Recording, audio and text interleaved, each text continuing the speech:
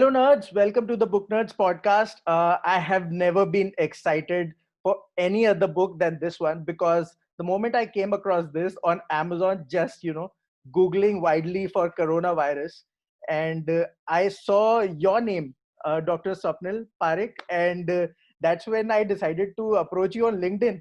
So that we can talk about the book and this enigma, and of course, it's now become such a pandemic, and it's pretty sad right now.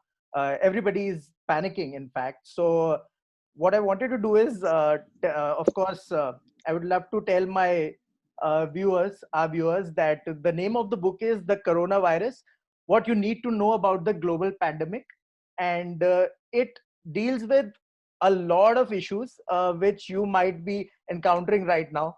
For example, where did this come from, and um, the do's and don'ts and myths, the conspiracy theories that are coming up on the internet, too many of them, in fact, through WhatsApp, social media, etc. And of course, what would be the repercussions of all this economically and politically.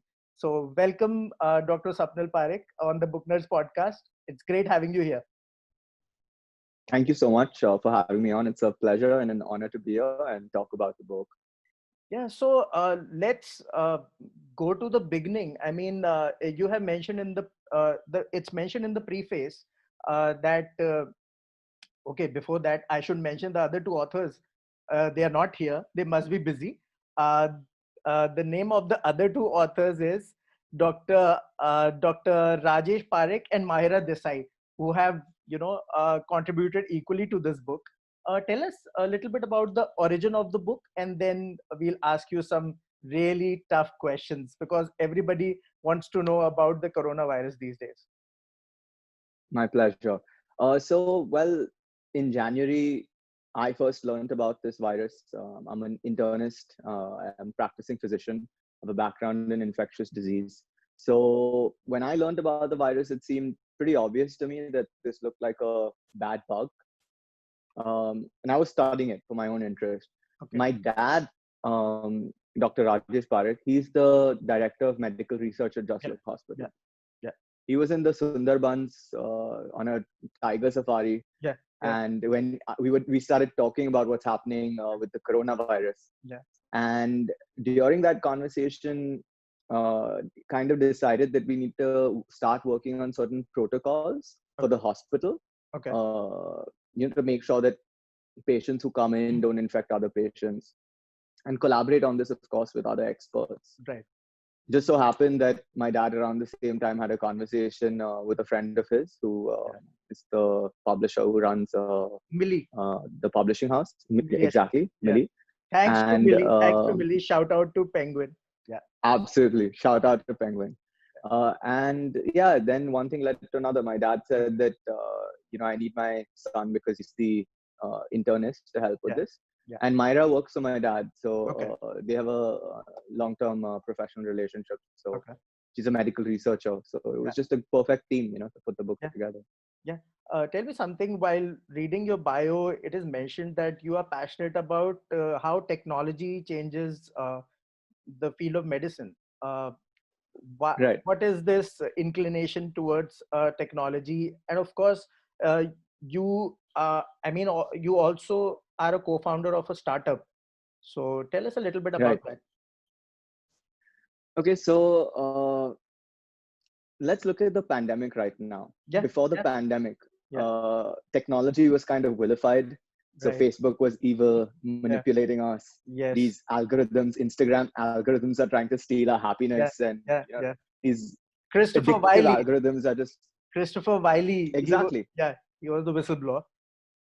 So, and companies like Amazon, these commercial giants. So tech in general was viewed with a sense of pessimism, with negativity. Yeah. But look at where we are now. Amazon has upended its entire operations to provide logistic support to coronavirus supply chains. Facebook, all the tech giants are playing their part. So, the very things we vilified are now coming in an emergency. They're coming to, they're proving to be very useful in a health need. So that is a clear demonstration of the fundamental role and difference that technology can play in health. we're seeing it unfold right now before us. We're seeing telemedicine Yeah. come to the front. Yeah. We're seeing AI come to the front. Yeah. So that's just a great example of the impact technology can have Right. in medicine. Yeah. In terms of my healthcare startup, so me and my co-founder, Dr. Rajat Shah, Yeah. we were working on a healthcare startup, and it was basically geared around empowering patients to be more involved in their own health. So it doesn't actually replace a doctor, but it kind of is a value-added service to the patient. Right. And then when I started getting deeper into the book, I realized the healthcare system is going to be overwhelmed by this. Yeah. We're not going to be able to cope. And right now we still feel like we can cope, but I talk to my colleagues in New York and Italy, and they talk of horror stories there. Right. And that's coming to India very, very soon. Okay. So having those conversations with my co-founder, we realized we were kind of poised to make an impact here, because we've been working in exactly this space on how to enhance a doctor's ability to see more patients, how to empower patients. And that's what you need to do. So you need to provide patients who are sick with coronavirus, but are not very sick, the ability to stay at home, recover, be safe at home, also not infect the other family members in the community while they're at home. And you also need to be able to guide them that, okay, if you're getting worse, you need to talk to a doctor on a telemedicine service, or you need to take certain precautions and go to the hospital. Yeah. But also other diseases aren't going away. It's not like diabetes is going away. Of course. Or heart disease is going away. Yeah. And these are the patients who are most at risk of severe coronavirus infection. Right. So we have to develop some mechanism that allows them to get treatment without the risk of infection, and also somehow reduces the burden on the healthcare system for these chronic illnesses, so that it can focus on the current emergency. Okay. So because with that in mind, we came up with what we call a pandemic time healthcare solution. Okay. And it's called DIY.health. So it's www.diy.health, do it yourself health. Okay. And our tagline is, it's AI powered but human centered. Yeah. So seems like a great product. But tell me something. My follow-up question to that would be, in the current scenario, how many people would be able to access these kind of products? Because me being I believe that I know technology a little bit, having an engineering background. But how many people like on ground would be able to have that? You need, of course, the support of government and all the support you need. So we were going to discuss myths, but let's get into that right now. Yeah, so why not? One of the biggest myths. We talk about the myths of the coronavirus, but we also need to talk about the myths in society that the coronavirus has exposed.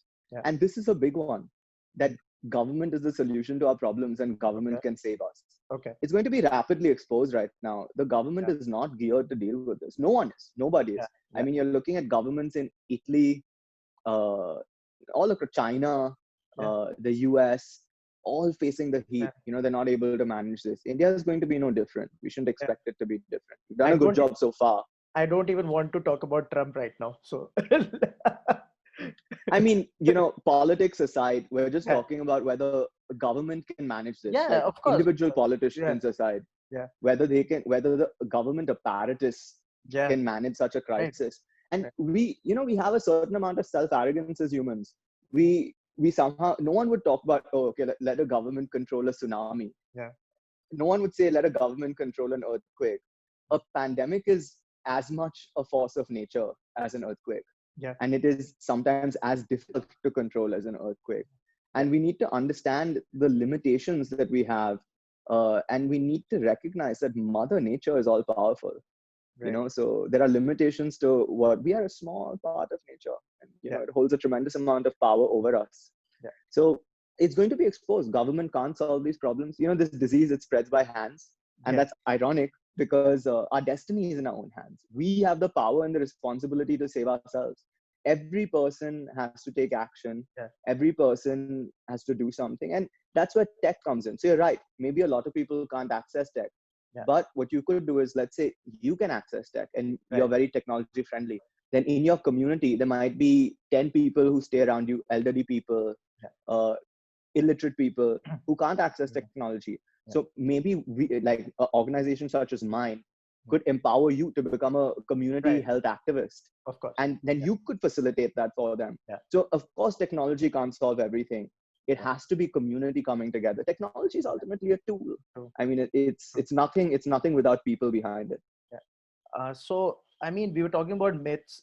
What are the top 3 myths that need to be severely quashed right now? Because there are so many going around. Okay.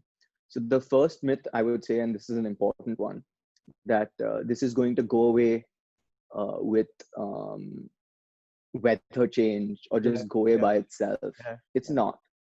Not only is it going to get worse, it might temporarily decrease, if at all, but it will come back.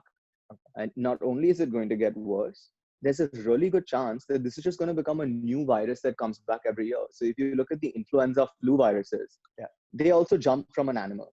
Right. You know, that's why we call it swine flu. We call it avian flu. They came from an animal. And then they jumped. It's called a zoonosis, when a virus goes from infection goes from an animal to a human. Okay. And then it starts spreading between humans. Once a certain percentage of the human population develops immunity to this, it won't be a pandemic virus anymore. It'll become a seasonal virus. So every winter or so, it'll come back. And we're really dealing with that possibility. So that's myth number one, that this is going to go away by itself. Myth number two, that I think is equally important, is how this thing spreads. There's a lot of misconception. So let's just talk about how it actually spreads. It's a respiratory pathogen. So to give viewers a kind of example, instead of thinking about a virus, just think that when I cough or I sneeze, there's paint coming out of my mouth. Okay. Right. So let's say I cough like that, and someone's in front of me and paint goes on them, they get infected. Okay. Let's say that I cough on my hands or I sneeze on my hands and paint comes on my hand, and then I touch you, you could get infected. Alternatively, I could touch a light switch, I could touch an elevator button, and the paint is now on that elevator button. And if you touch that elevator button and then you rub your nose or you rub your eye, you could get the infection. And you have to keep in mind that we don't know everything about this virus right now. It just came out in January. Think about the fact that there are fossils of prehistoric man that have evidence of tuberculosis infection in them. Inside the fossil, we can see that there's evidence. That's how old tuberculosis is. Right. Okay. And we still don't fully understand tuberculosis. Tuberculosis still runs rampant in India. We miss thousands of cases of tuberculosis every year. We still can't cure every patient who has tuberculosis. We just discovered this virus in January. Like, we just identified it in January. It's unreasonable to expect that science can understand it that quickly. So that's myth number two. We don't know everything about it. Right. And myth number three, I would say the third really important myth is that individuals can't make a difference. You know, people tend to think that what can I as one person do? But you can do a lot. Can I show you a quick animation? Yeah, why not? Why not? So what you can see in this animation is you can see a transmission chain, how one infection leads to more infections, and it keeps building what's called a transmission chain. But at any point in this transmission, you can see the first person, when he was sick, stayed home. None of the other people would have got infected.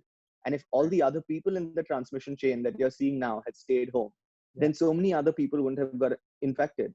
So you have to understand that the individual has far more power in this scenario than they think they do. And you may not be able to do a lot once you are infected, but you could prevent other people from getting infected. Right. No, I read in the preface also that in January itself, there was some word in the doctors community already. But do you think there was enough action as a follow-up of that on all counts? Not only the medical community, overall in India per se? Truthfully, no. And truthfully, there can never be enough action. You know, we have to understand that these viruses have a plan of their own. They move much faster than we do. And it's folly to think that we're ever ahead of them. We're always a step behind. So even if we take all the action we possibly can, it still won't be enough.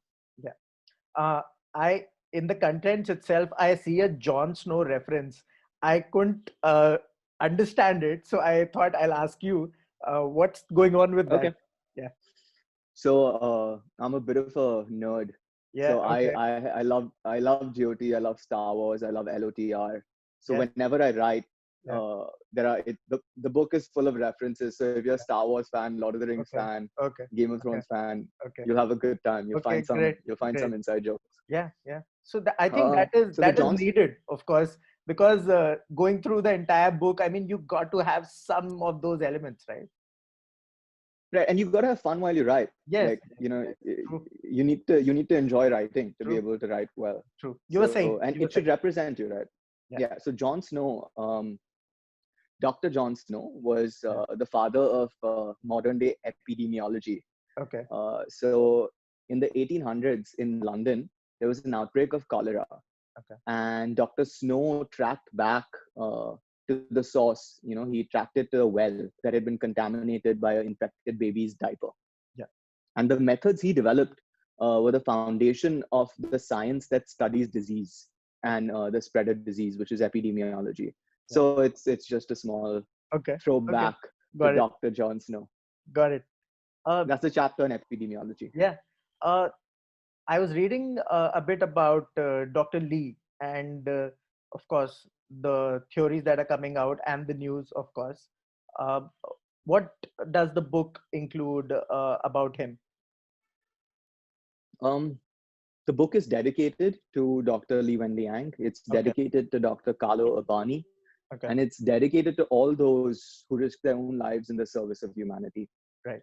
Um, these are very inspiring figures. So I'll come back to Dr. Lee, but Yeah. let's for a moment talk about Dr. Carlo Urbani. He's inspired me tremendously. He's one of the reasons why I'm so passionate about medicine. Yeah. So in 2003 or 2003, 2004, during the SARS outbreak, Yeah. Dr. Carlo Urbani was treating patients, and he died treating his Okay. patients. And right with his dying breaths, he donated. He said, "I want to donate my lungs to the study of this disease." Okay. And Wow. in fact, Dr. Carlo Urbani was part of the MSF team that won the Nobel Prize, I think, Okay. in 1999, the Nobel Peace Prize What was for his humanitarian work.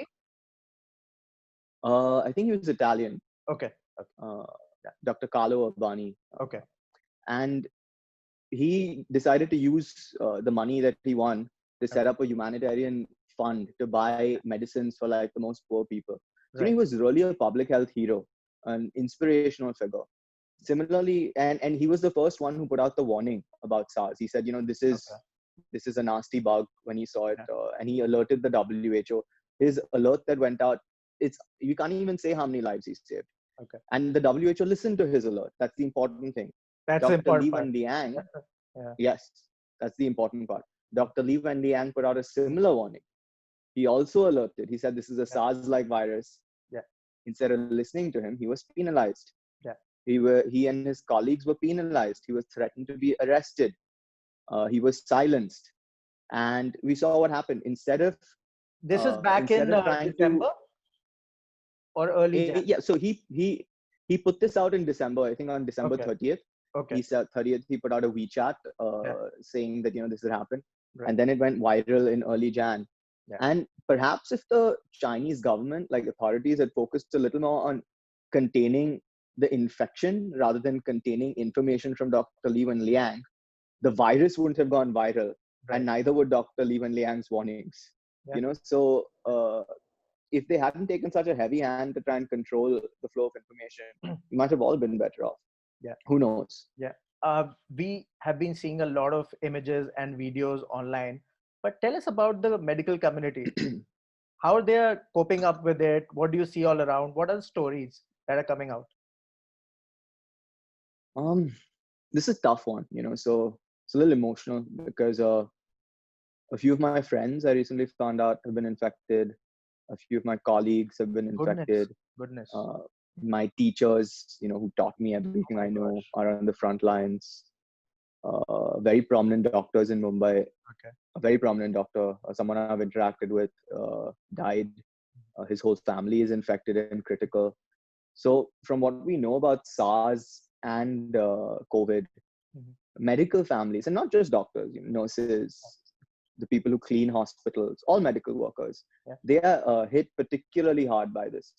So yeah, there is, I mean, most of us who are in this field were drawn into it. Yeah. We wanted to, be in this field.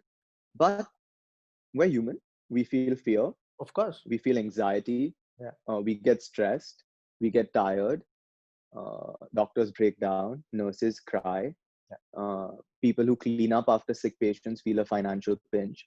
Yeah. And there's no one to look after our families. No, I mean, I don't think we're so. doing this for everybody else, but so that thought enters your mind as in, I'm looking after someone else's relative, but I might go home and infect my loved one. Like my granddad is 93, my wife's grandmom is 96. So that's always at the back of our minds. That is our job, putting our family at risk. But at the end of the day, that's what you signed up for, So there's no sitting this out. It's all hands on deck. Right. Doctors do feel an immense amount of pride in the work that they're doing. There's nothing like it. Like when you save a life, the feeling that you feel, there's really nothing like it. And I mean, it makes everything worth it. Like all the fear, anxiety, all the hard times while you were studying, everything feels worth it in that moment. So it's a high stress job. It's an emotional job at times, but it's extremely rewarding. I can't imagine there's any job that offers as much fulfillment as this job does. So it's worth it. What about the mental? It's risky, but it's worth it. What about the mental aspect for the people as well as the medical community? Because you are dealing like a very high stress situation, and I don't think so doctors are asked what they're going through, leave alone people. So how do you see that? Well, see, for us, I'm not saying that it's right or healthy, but because doctors generally experience so much hardship in terms of some element of ragging in medical school, True. Getting bullied a little, long hours, going without sleep, going without food. Not that it's okay that it happens, but you just kind of get used to it. You develop a little thick skin. Right. So and perhaps you could develop that thick skin even without that kind of suffering. True. But we are at least a little accustomed to it. There are a lot of people who do break down, but you very quickly develop the skills to get back. Because you can't be emotional. Of course, we're humans. You do get emotional, but you can't, because someone's life is hanging in the balance. You can't be emotionally compromised for that. You have to be present. You have to be focusing on the moment. You have to use this, not this. That's just how the nature of the business. Right.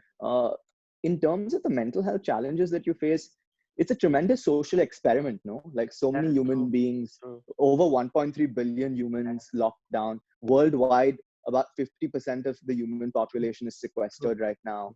We have no idea like what this is going to do. Think about the number of children out of school whose development is being affected. Too many. It's a tremendous social experiment. We don't know what the consequences of this will be on mental health. My dad he trained at Johns Hopkins. He's one of the pioneers of neuropsychiatry in India. So obviously this is an area of focus for us as well. But the fact is, there's so many things about this disease that we just don't understand the impact of. We don't understand the impact of long-term effects on mental health. We know that there will be significant ones. We don't understand the long-term effects on the physical health, but we know that there will be significant ones. So time will tell. Time will tell. I wanted to ask you about of course, you mentioned that it's a great social experiment. What about the economic and political side of it? I mean, especially the economics, what could we be heading into? Okay, so let me rephrase. I didn't mean a great social experiment. It's a terrible social experiment. I mean, it's just it's monumentous in its scale. Like nothing like this has ever happened for most of us. None of us have lived through something like this. In terms of economics, I mean, just frankly, it's going to be devastating, right? I mean, there's no two ways about this. And it's one thing for us to talk about it being devastating for us. We have shelter, we have food, we have internet connectivity. Right. There are people who have nothing. Right. I mean, they have nothing right now. They have no source of income. they were, I mean, they were barely making it. Some of them were not Yeah. making it when they were getting paid wages. Right. And that's the vast majority of India, by the way. Yeah. Sorry, the vast majority of the world, by World, the way. of course. Yeah. So it's devastating economically. And of course, you're going to see impact. You know, these measures like GDP, they're easy to quote because they're easy to say that this is going to be the impact. Yeah. But it's not a really good report card of the actual happiness of a nation, the health of a nation, the economics of a nation. And the GDP may get affected by, like, let's say 2 or 3%, possibly more, 2 or 3 points lower. But the impact, economic impact and devastation on humanity as a whole, I mean, it's unfathomable. I don't think any of us have been through anything like this. I think for most of us alive today, this is going to be the most historic moment in our lives so far. I say so far because another worse pandemic could be around the corner. You never know. You know, this is I mean, it's likely. This is a coronavirus pandemic. We've not had an influenza pandemic for a while now. I mean, in 2009, we had an influenza pandemic, but it was a minor one compared to what in 1918, the Spanish flu pandemic killed around 100 million people. Since it's the Book Nerds podcast and you've been a part of writing this entire book, any influences? Of course, you mentioned some of the influences since you are a nerd. But for this book itself, any influences, or it was just organic? Yeah, I can show you two influences. Yeah. So this one right here, which is Mendel's infectious disease book, and then this is probably like my favorite book in the whole world, which is Harrison's textbook of internal medicine. So I mean, in terms of books nowadays, I used to be a voracious reader. Like, I used to put down maybe 3 or 4 books every week. Right. But I just don't have the time for that anymore. Now it's pretty much all medical reading. It's been like that for the last few years. I would love to pick up a book once in a while, but I mean, of course, it's not even lockdown time for you, so you don't even have that time. Yeah. So I wanted to my final question, and I know the 3 of you have written the book. Tell us how did that work?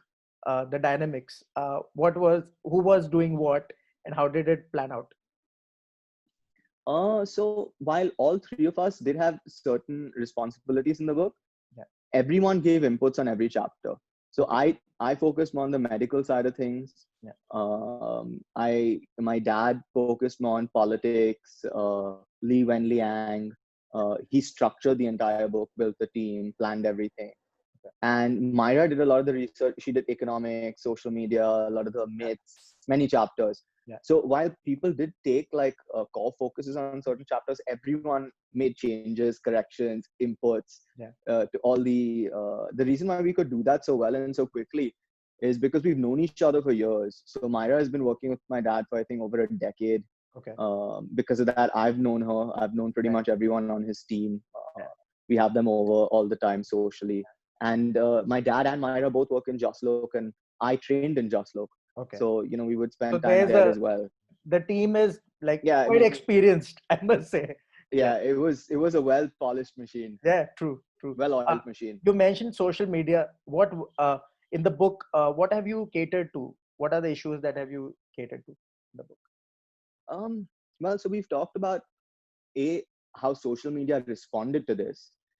We've talked about the crackdown. We focused a little on the crackdown in China on social media.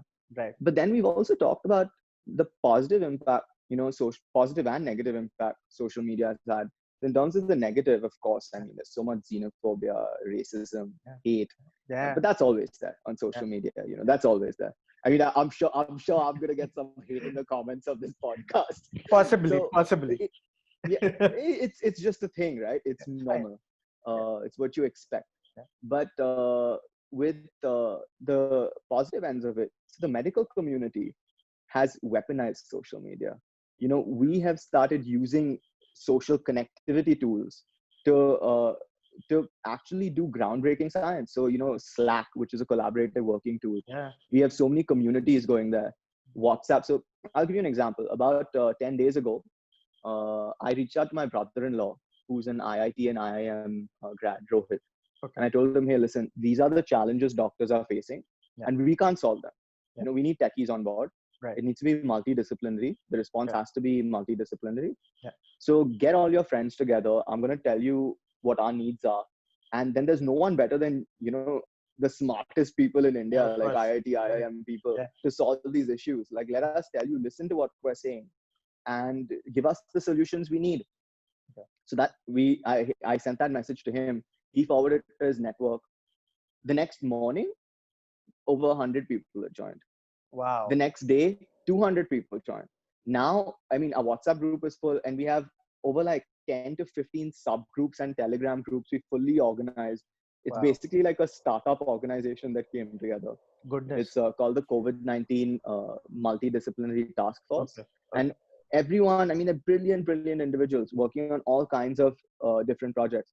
Now, how did these messages go out? They went out on WhatsApp, Facebook, LinkedIn, social media. So these tools are what you make of it. These same tools can be used for crackdown and authoritarianism like they are in China, or they can be used to change the world. True. So they're tools that humanity can use one way or the other. Cannot agree more. And then we've talked about many instances of the connection you can feel to people suffering in China. So there's one example, where it's a terrible video where there was a neurosurgeon at a hospital in China who kind of organized his hospital's counteroffense against the outbreak there in China.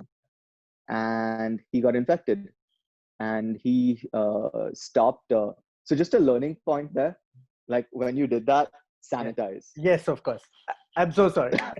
No, I'm just telling you, it's for your safety. And, yes. So, so it's a book on coronavirus. Giving out some yes. on that as well. Yes.